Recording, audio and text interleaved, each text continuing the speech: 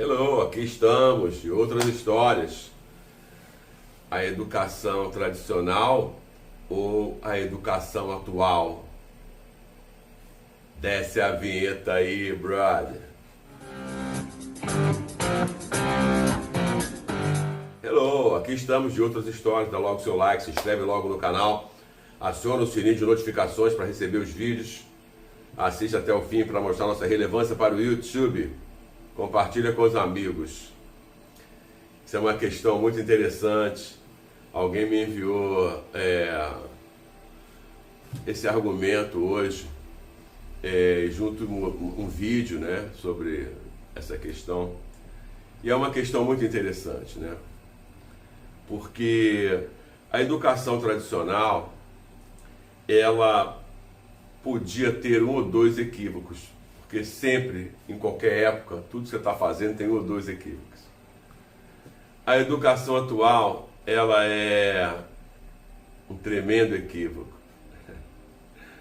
Mas o motivo, ele é tão difuso que não ia caber num vídeo como esse. Mas, como o meu brother me perguntou sobre isso, falou sobre isso, vamos aqui.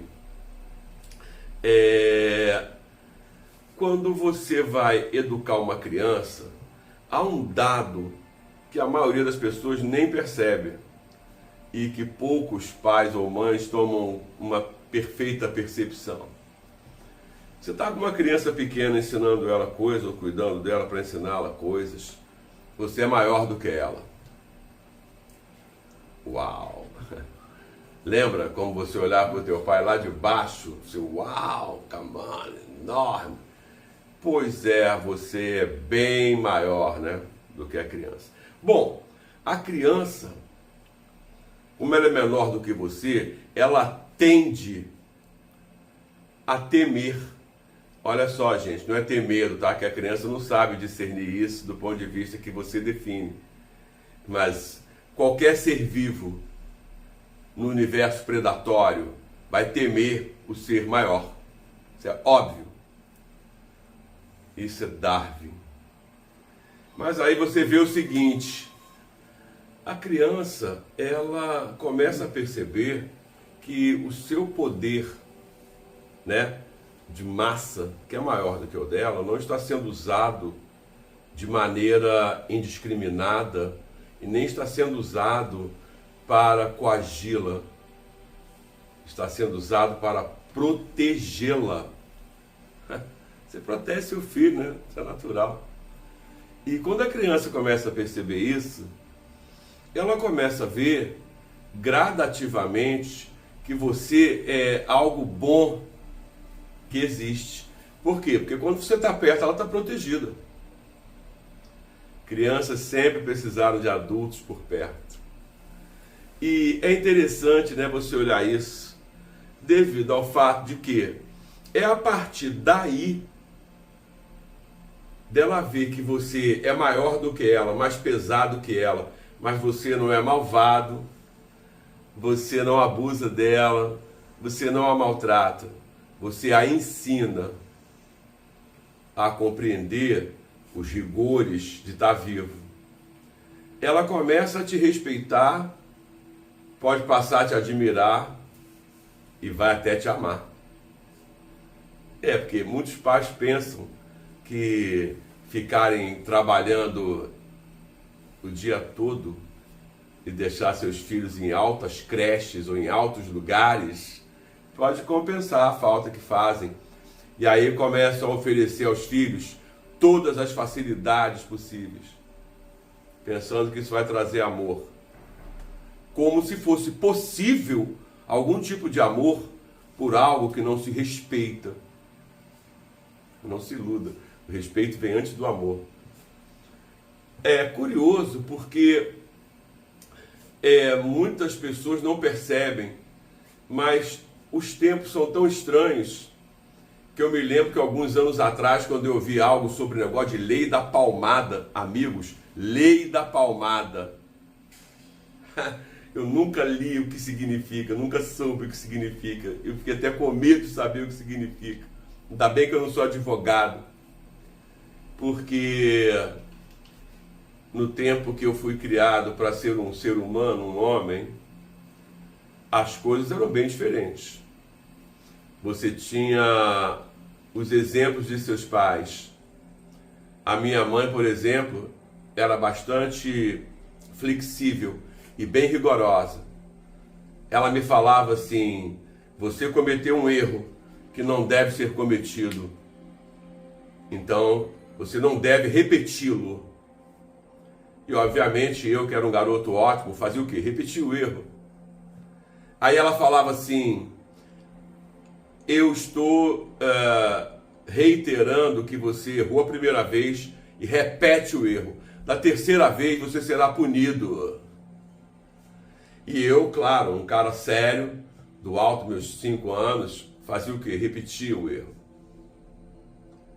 E aí, meus amigos, surras homéricas.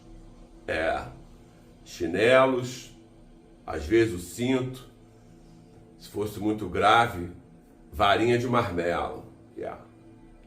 Só nas coxas, só nas nádegas, porque dói e te lembra que você errou. Eu não me lembro o número de surras que eu tomei, mas eu sei no meu coração que eu tenho maior gratidão pela minha mãe por todas elas, e que não foram tantas, mas foram as necessárias para me fazer um homem de bem. Alguém vai dizer assim: e você bateu no seu filho? Não, não bati no meu filho. No meu filho eu pude adotar algumas praxes diferentes. Primeiro porque também era outro tempo quando eu criei o meu filho. Mas meu filho, além da liberdade que eu tive, eu poder oferecer a ele, eu pude oferecer ao meu filho o rigor que a liberdade propõe.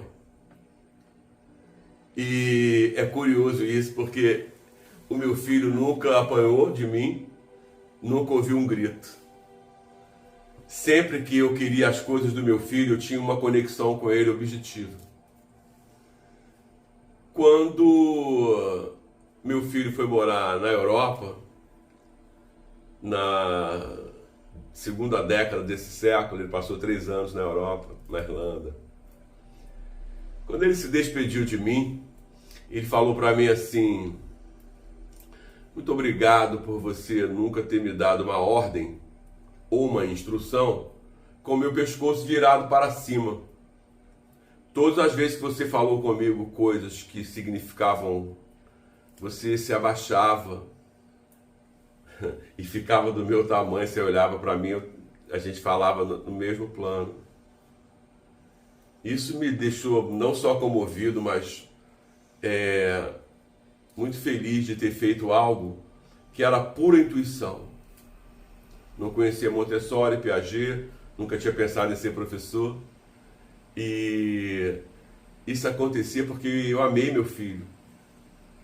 E por amá-lo, eu produzi a educação que produzi para ele.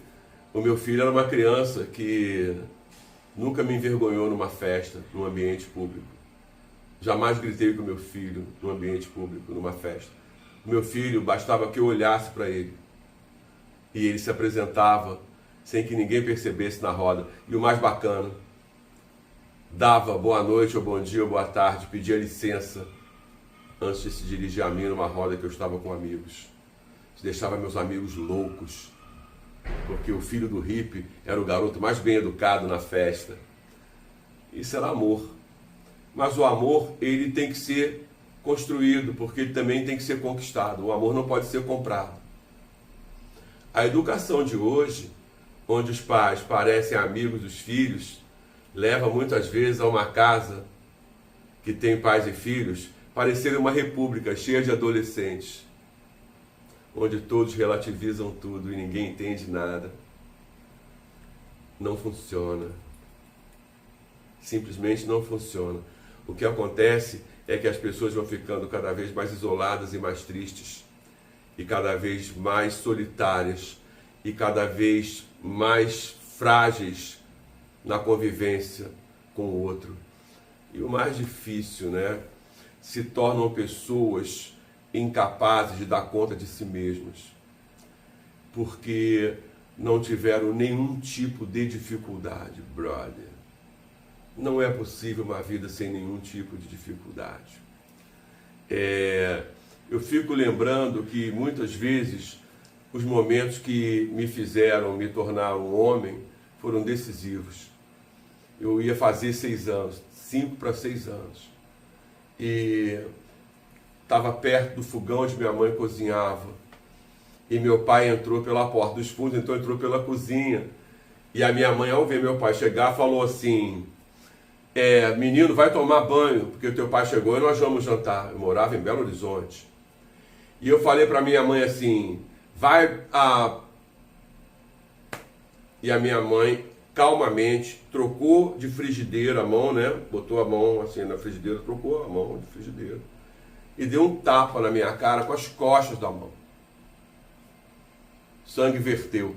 O meu pai olhou e falou assim: que isso? Ela falou assim: ele me mandou Aí meu pai falou assim: ok, e foi embora. E eu fui tomar banho e jantei quietinho.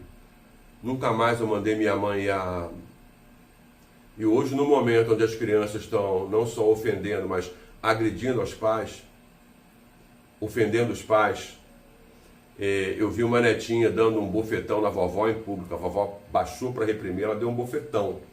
Então, eu acho que a educação moderna, ela está destruindo a possibilidade da felicidade dos filhos, porque sem adultos por perto, os filhos nunca saberão que limites são necessários para viver em sociedade. Mas isso são outras histórias. A gente se vê.